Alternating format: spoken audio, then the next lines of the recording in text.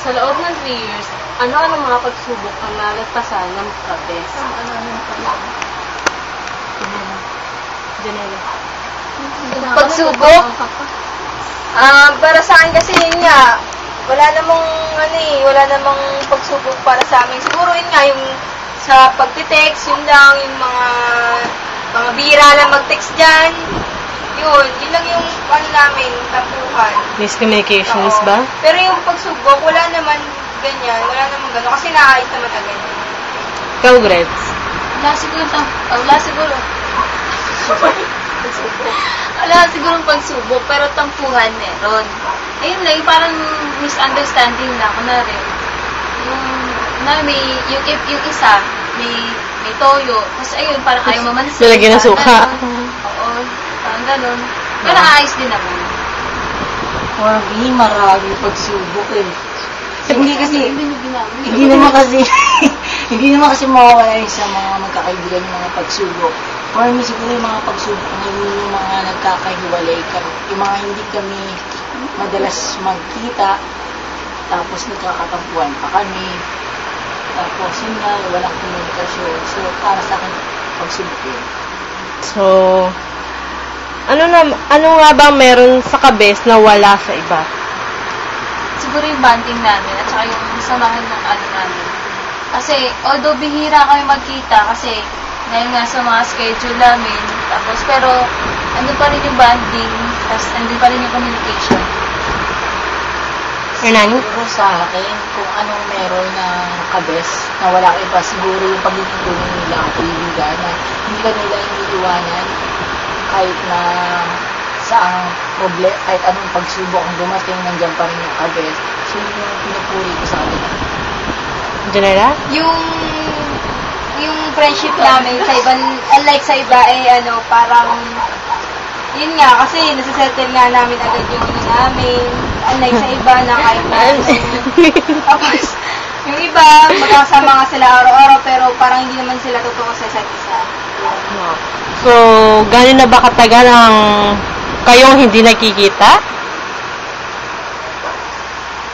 Yung grupo ninyo, gano'n na kayo katagal na hindi nagkikita? Mga around 2 to 3 months nang buo. Pero yung iba-ibang schedule eh. So, it means na-miss ninyo ang isa't isa. Parang ganun ako. Message naman para sa bawat isa sa inyo. Hernani. Message siguro, yung kabes Jayan, Laura, Gretchen, Janela, yun. Maraming salamat sa friendship. Sobrang, kahit siguro pagtanda ako, yung friendship na hindi ko kailangan nakakalimutan. Papanoorin ko lang kayo sa YouTube, pagtitingnan ko kayo sa mga larawan sa Facebook, sa friendship, maaalala ko itong friendship natin. Sobrang nagtitingo ko. Kahit hindi na tayo magkita, gusto ko lang sabihin na kayo yung mga pinaka-best ko, pinaka-mga best friend ko forever. Thank you. Janela? Ang masasabi ko kay Jean, kay Gretz, kay Laura, at kay Hernani, ayun, thank you dahil sa pagiging totoo nyo, sa pagiging understanding, and sana, yun nga, sada kahit na matanda na, ganun pa rin yung treat natin sa isa't isa. Gretz? Message ko kay Laura, kay Jean, kay Hernani, at saka kay Janela. Maraming salamat sa lahat kasi una sa lahat,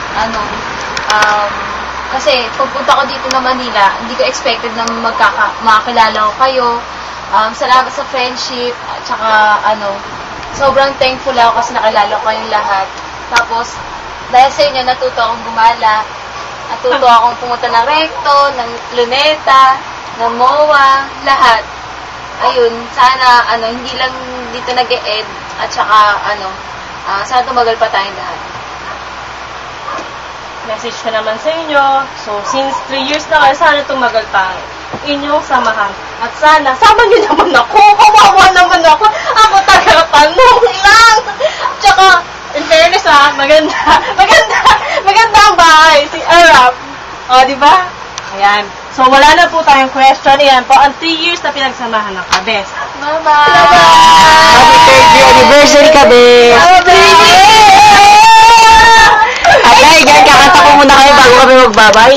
1, 2, 3. Kung tayo'y matanda na, sana'y di tayo magbago.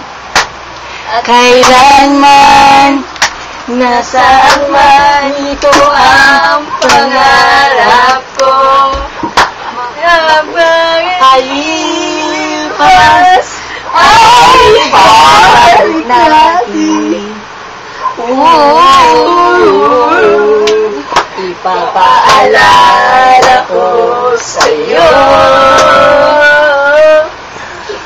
ang tanging pangako na ang pag-ibig ko'y lagi sa'yo. Kahit maputi